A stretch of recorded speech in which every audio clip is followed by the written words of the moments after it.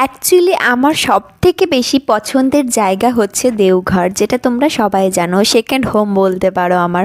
তো মিষ্টি রোদের হাওয়া নিতে নিতে আজকে আমি চলে যাচ্ছিলাম দেওঘরের উদ্দেশ্যে, ঠাকুরবাড়ি।